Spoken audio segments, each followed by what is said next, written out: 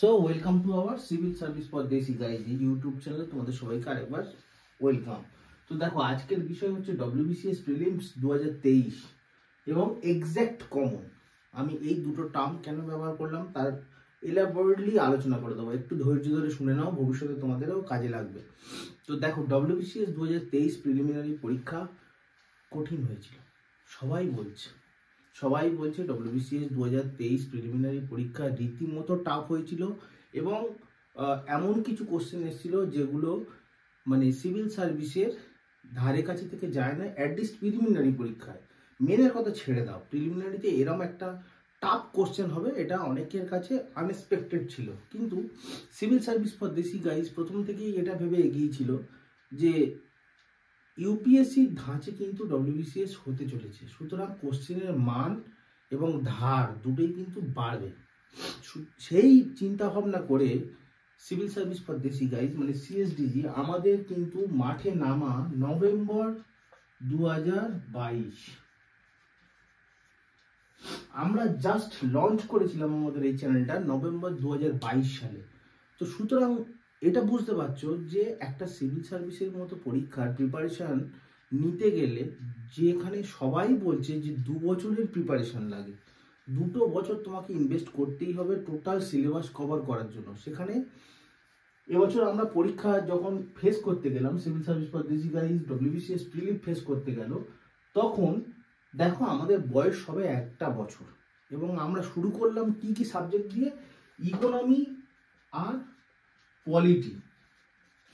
হঠাৎ এই দুটো সাবজেক্ট দিয়ে আমাদের চ্যানেল কেন শুরু করা, তার কারণ দেখো, ইকোনমিতে তুমি বাংলায় ফ্রিতে পড়ানোর ভালো টিচার পাবে না। 2 নম্বর, পলিটির ক্ষেত্রে সেম। এবং সাবজেক্ট দুটোর বিশেষত্ব এই যে সাবজেক্ট দুটো একটু বোঝার বিষয় আছে, শুধু আন্তাবড়ি পড়ে গেলে মুখস্থ করে গেলে তোমার হবে না। সুতরাং তোমাকে এই সাবজেক্ট দুটোর সম্বন্ধে আয়ত্ত করতে গেলে তোমাকে সময় ইনভেস্ট করতে হবে এখানে। এবং একবার যদি তুমি এই সাবজেক্ট দুটো ধরে ফেলতে পারো না, তাহলে এরা কখনো তোমার পরীক্ষায় গিয়ে তোমার সঙ্গে বেইমানি করবে না, তোমাকে নিশ্চিত নাম্বার করে আসবে। এবং সেটাই কিন্তু WBCS প্রিলিমিনারি 2023-এ আমরা করে দেখিয়েছি যে ইকোনমিক পার্ট থেকে আমাদের পড়ানো ধরে ধরে কোশ্চেন উঠে আসা কমন, সেটা আমরা প্রমাণ করে দেবো এই ভিডিওর শেষে। এবং পলিটির যে ব্যাপারটা, পলিটি আমরা পড়াই কিভাবে না, কৌস্তব সরকার স্যার লক্ষ্মীকান্ত বইয়ের প্রত্যেকটা লাইন ধরে ধরে পড়ান। তো তোমরা সবাই জানো যারা সিভিল সার্ভিসের প্রিপারেশন নিচ্ছ বা অন্যান্য পরীক্ষার প্রিপারেশন নিচ্ছ, লক্ষ্মীকান্ত হচ্ছে Bible of any competitive exam. যত ভারতবর্ষের কম্পিটিটিভ পরীক্ষায় আছে সেখানে যত পলিটির কোশ্চেন আসে লক্ষ্মীকান্তের বাইরে আসে না এবং ফিউচারেও আসবে না। সুতরাং একটাই বই এবং সেটাকে উনি লাইন বাই লাইন বাংলায় বুঝিয়ে পড়াচ্ছেন। সুতরাং এখানে কমনের গল্পটা আমি ছেড়ে দিলাম, কমন তো পাবেই, যেহেতু প্রত্যেকটা লাইন পড়ছো বইয়ের, সেখানে কমন তো নিশ্চিত। ইকোনমি পার্টে একটা কথা বলে দিই, অন্তত 10 থেকে 12টা কোশ্চেন হুবহু কমন এসছে আমাদের পড়ানোর অংশ থেকে। তাহলে আমরা যদি 1 বছরের পড়ানোতে তোমাদের 10-12টা কমন দিতে পারি একটা পেপারে, তাহলে বুঝতেই পারছো আমাদের সঙ্গে থাকলে ফিউচারে তোমাদের কি উপকারটা হবে। এরপরে আসি ইংলিশ বেসিক্যালি আমরা সাবজেক্ট হিসেবে কখনোই ধরি না, এটা একটা ল্যাঙ্গুয়েজ। সুতরাং পরীক্ষা ক্র্যাক করতে গেলে তোমাকে সমস্ত সাবজেক্টের পাশাপাশি ইংলিশে কিন্তু স্ট্রং হতেই হবে। এবং সেই জন্য খেয়াল করে দেখেছো সিভিল সার্ভিস ফর দেশি গাইজ ফ্রম ডে 1 কিন্তু ইংলিশের বাইরে কোনো রকম বাংলায় ক্লাস করায় না। আমরা বাংলা মুখে বলে দিই, বুঝিয়ে দিই ঠিকই, কিন্তু কোনো আমরা পড়ানোটা বাংলায় রাখি না। তার কারণ কি, তোমাকে সমস্ত ভিডিওর মাধ্যমে সমস্ত পড়ার মধ্যে দিয়ে কিন্তু ইংরেজিটা যাতে তুমি শিখতে পারো, এই ল্যাঙ্গুয়েজটা যাতে তুমি আয়ত্ত করতে পারো ইজিলি। সুতরাং ইকোনমি পলিটি এরপরে আমাদের চিন্তায় আসে যে ইংলিশ। শুরু হয় এই 3টে সাবজেক্ট নিয়ে আমাদের জার্নি, ইকোনমি, পলিটি এবং ইংলিশ। এবং 3টের পড়ার কারণ আমরা তোমাকে ব্যাখ্যা করে দিলাম। এরপরে দেখো তোমাদের ডিম্যান্ড, মানে তোমাদের মতো যারা পুরনো স্টুডেন্ট যারা আছো, তারা কিছু ছেলে বা মেয়ে বা ভাই বা বোন তোমরা ডিম্যান্ড করতে থাকো যে স্যার কারেন্ট অ্যাফেয়ার্স লাগবে। তো দেখো আমরা সঙ্গে সঙ্গে সেখানে কারেন্ট অ্যাফেয়ার্সও পরবর্তীকালে অ্যাড করি। এখন খেয়াল করে দেখবে আমাদের কারেন্ট অ্যাফেয়ার্সের কিন্তু মান্থলি সিরিজ চলে এই চ্যানেলে, মানে প্রত্যেক মাসের ঘটনাগুলো কিন্তু আমরা একটা ভিডিওর মাধ্যমে তুলে ধরি তোমাদের কাছে। এবার তাহলে 4টে সাবজেক্ট আছে, ইকোনমি, পলিটি, ইংলিশ এবং কারেন্ট অ্যাফেয়ার্স। এরপরে যেটা হয়, তোমাদের ডিমান্ড উঠে আসার ফলে আমরা সায়েন্সে ফোকাস করি, কিছু কিছু পকেট জায়গা, এবং তারপরে হিস্ট্রি ফোকাস করি মডার্ন ইন্ডিয়াকে, স্পেকট্রামে লাইন বাই লাইন সেম লক্ষ্মীকান্তের মতো করে ধরে ধরে পড়ানো, এবং সঙ্গে জিওগ্রাফির কিছু ইম্পর্টেন্ট ফ্যাক্ট যেগুলো সবসময় নিউজে উঠে আসে মাঝে মাঝে, সেগুলো তোমাদের কাছে তুলে ধরি। তো আমরা তো বেশি আমাদের বিচরণ নয়, সিভিল সার্ভিসের মতো একটা ভাস্ট সিলেবাস, অতগুলো পেপার, সবগুলোতে কিন্তু আমরা ফোকাস করি না। আমরা করেছি কিন্তু এই একটা বছরের মধ্যে এই পার্টিকুলার 4-5টা পেপারে। আমরা যদি সব পেপারে ফোকাস করি, বুঝতে পারছো তোমাদের কোন লেভেলে নিয়ে যেতে পারি আমরা। তো সুতরাং দেখো, এই 5টা পেপারে ফোকাস করে একটা বছরে ডব্লিউবিসিএস প্রিলিমিনারিতে আমরা কি কমন দিয়েছি, এক্স্যাক্ট কোথা থেকে কমন এসছে, সেটা একটা ভিডিওর মাধ্যমে আজ তুলে ধরবো, এবং পর পর পর পর সেই ভিডিওগুলো প্রমাণ সমেত দেখতে থাকো।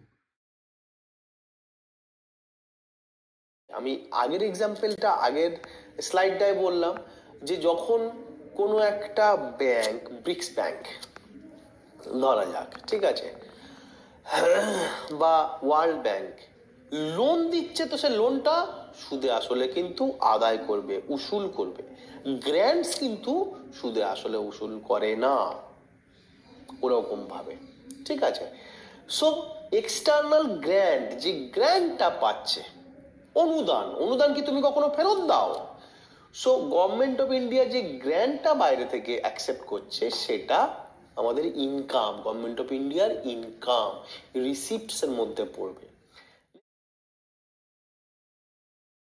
ধরো যাদের ম্যানেজমেন্টের কাজ করে, এমবিএ, ম্যানেজারিয়াল স্কিল যাদের আছে, বা যেমন ধরো একটা ডাক্তার, এরা কোয়াটার্নারির মধ্যে পড়ে। ক্লিয়ার? মানে টার্সিয়ারি সেক্টরেরও যাদের অকুপেশন, যাদের জব, যাদের ইকোনমিক অ্যাক্টিভিটি আরো বেশি রিফাইন্ড, আরো বেশি সফিস্টিকেটেড, তারা কোয়াটার্নারি সেকশনের মধ্যে পড়ে। কুইনারির মধ্যে আমরা কারা পড়ে? এটাও টার্সিয়ারির একটা ভাগ। কুইনারির মধ্যে যারা ক্রিয়েটিভিটির সাথে যুক্ত, রিঅ্যারেঞ্জমেন্ট, রিম্যানেজমেন্ট করছে, একটা ঘটনা চলে আসছে, অন্য রকম ভাবে ভাবছে, থিঙ্ক ট্যাঙ্ক, একজন চিন্তাবিদ, একজন আর্টিস্ট, একজন ধরো যিনি একজন রাইটার, ওকে, তিনি কুইনারি সেক্টরের মধ্যে পড়বেন। ক্লিয়ার হয়েছে? একে বলা হয় গোল্ড কালার জব, কুইনারি সেগমেন্টকে। সোনার প্রতি যে দুর্বলতা, সেটা আমাদের দেশকে গরিব করার জন্য 2 নাম্বার কারণ। প্রথম কারণ কি? ইন্ডিয়া পেট্রোলিয়াম তৈরি করে না, ঠিক। ফার্স্ট, আমরা পেট্রোলিয়াম তৈরি করি না। সেকেন্ড, আমাদের প্রচুর গোল্ড ইম্পোর্ট করতে হয়, অত সোনা কিনতেই আমাদের দেশ গরিব হয়ে যায়, ঠিক আছে। শুধু সোনা কেনার জন্য আমাদের দেশ গরিব হয়ে যায়। রাখার জন্য কেনে বটে, সোনা অবশ্যই একটা গুড আইটেম অফ ইনভেস্টমেন্ট, কিন্তু পৃথিবীতে, ভারতবর্ষে জমিয়ে রাখবে বলে ইনভেস্টমেন্টের জন্য সোনা কটা লোক করে? কতগুলো লোক করে সোনা ইনভেস্টমেন্ট। সোনা কিনে ইনভেস্টমেন্ট করার পার্সেন্টেজ হয়তো 1 লক্ষে 2টো।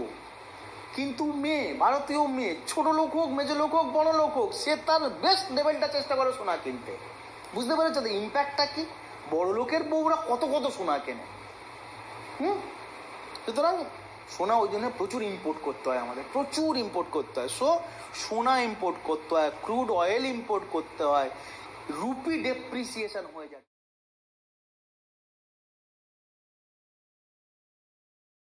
কন্ট্রাকশনারি পলিসি কি? সেটা হচ্ছে বাজার থেকে টাকা খিঁচে নেওয়া, সোজা কথায় টাকা তুলে নেওয়া। বাজারে বেশি টাকা হয়ে গেলে বাজারটাকে চেপে ধরা, সংকুচিত করা। আরবিআই করতে পারে, গভর্নমেন্ট করতে পারে, মনিটারি পলিসি দিয়ে হতে পারে, ফিসক্যাল পলিসি দিয়ে হতে পারে। বাট কনসেপ্ট ইজ কন্ট্রাকশন আনা হচ্ছে মার্কেটে, ইকোনমিতে। কন্ট্রাকশনারি পলিসি কি হচ্ছে? পয়সাটাকে অ্যাবজর্ব করে নেওয়া হচ্ছে। কিভাবে হতে পারে পয়সাটাকে অ্যাবজর্ব করে নিতে পারে? গভর্নমেন্ট কিভাবে করতে পারে? বেশি ট্যাক্স চাপিয়ে, থ্রু ট্যাক্সেশন। ট্যাক্স রেট বাড়িয়ে দিল। আরবিআই কিভাবে করতে পারে? সবকিছু রেট বাড়িয়ে দিয়ে করতে পারে, ইন্টারেস্ট রেট বাড়িয়ে দিয়ে করতে পারে, ঠিক কি না? কন্ট্রাকশনারি পলিসি তাহলে আমরা সাধারণত বলে থাকি কখন নেওয়া হয়? To control inflation, to measure inflation. জিনিসপত্র হু হু করে দাম বেড়ে গেছে, ঠিক আছে, সব জিনিস আকাশ ছোঁয়া, গভর্নমেন্ট তখন কন্ট্রাকশনারি মেজার নেয়, চেপে ধরে, মানুষের হাতে টাকা কমে যায়, ডিম্যান্ড কমে যায় বাজারে, মানুষ কিনতেই চায় না, ঠিক আছে, মানুষ দুটোই কিনতে চায় না, কিনতে পারে না বলে টাকা নেই, কিনবে কি করে, কিনতে চায় না, মানুষ ছেড়ে দেয়, কন্ট্রাকশনারি পলিসি হয়। এক্সপেনশনারি পলিসি কখন হয়? ইট ক্যান বি ডান বা measured by both government and RBI. কিভাবে হয়? মানুষের হাতে টাকা নেই, তখন গভর্নমেন্ট টাকা দিচ্ছে, ডাইরেক্ট বেনিফিট দিচ্ছে, ডাইরেক্ট টাকা ঢুকিয়ে দিচ্ছে, নানা রকম স্কিম তৈরি করছে, 100 দিনের প্রকল্প তৈরি করছে, লক্ষ্মীর ভান্ডারে টাকা দিচ্ছে, এমজিএনআরজি এর কাজ করাচ্ছে। আরবিআই কিভাবে করছে? লুজ করে দিচ্ছে ইকোনমিক পলিসিগুলো, আর রেটগুলো কমিয়ে দিচ্ছে যাতে মানুষ বেশি বেশি করে লোন নিতে পারে। হ্যাঁ, এক্সপেনশনারি পলিসি কখন হয়? কখন করি আমরা এক্সপেনশনারি পলিসি? বলো। মানুষের হাতে পয়সা থাকে না, কখন? সেটা কখন, কোন সিচুয়েশনে? ইয়েস, লকডাউন, কোভিড সিচুয়েশন, অর্থাৎ ইকোনমিক রিসেশন। বাচ্চাদেরকে, শিশুদেরকে ফ্যাক্টরিতে কাজ করার উপরে যে নিষেধ বা নিষেধাজ্ঞা, article 24 prohibits the employment of children below the age of 14 years in any factory, mine or other hazardous activities like construction work or railways। অর্থাৎ যে কোনো কঠিন কাজ, যেমন ফ্যাক্টরিতে, খনিতে, হ্যাঁ, বিপজ্জনক কোনো জায়গায়, রেলওয়ের কাজ, কনস্ট্রাকশনের কাজ, সেখানে নিচে কাউকে দিয়ে কাজ করানো যাবে না। 14 বছরের 24 নম্বর আর্টিকেল বলছে এটা, 14 বছরের নিচে কাউকে এরকম কাজ করানো যাবে না, কোনো শিশুকে এরকম কাজ করানো যাবে না বা বাচ্চাকে। Medium or long term capital flow, অর্থাৎ গভর্নমেন্ট, কোনো বিদেশি ফরেন গভর্নমেন্ট অনেকটা বেশি পরিমাণ টাকা ইনভেস্ট করে দিয়েছে, ওকে। এফডিআই আর এফপিআই আমরা সব পড়বো, ফরেন ডাইরেক্ট ইনভেস্টমেন্ট আর foreign portfolio investment. ECB, external commercial borrowing, শব্দটা শুনতে কেমন লাগে? এক্সটার্নাল কমার্শিয়াল বরোয়িং মানে কি? এক্সটার্নাল কমার্শিয়াল বরোয়িং মানেই তাই, বাইরে থেকে ধার করা, ঠিক আছে, কমার্শিয়াল পারপাসে ধার করা। হ্যাঁ, এফআইআই, ফরেন ইনস্টিটিউশনাল ইনভেস্টমেন্ট, একই জিনিস। ফরেন ইনস্টিটিউশনাল ইনভেস্টমেন্ট কে করছে? এই PIO NRI, person of Indian origin বা নন রেসিডেন্সিয়াল ইন্ডিয়ান, ওদের জন্য গভর্নমেন্ট কিছু বড় বড় জায়গা করে রেখেছে, ওরা সেখানে এখানে এসে লগ্নি করবে বলে। অর্থাৎ ইন্ডিয়ান ডায়াসপোরা, ভারতীয় লোক যারা বাইরে থাকে সাকসেসফুলি, বড় বড় লোক, তারা ভারতে ইনভেস্ট করবে, সেই ইনভেস্টমেন্টটাকে কি বলা হয়? ফরেন ইনস্টিটিউশনাল ইনভেস্ট, ওকে।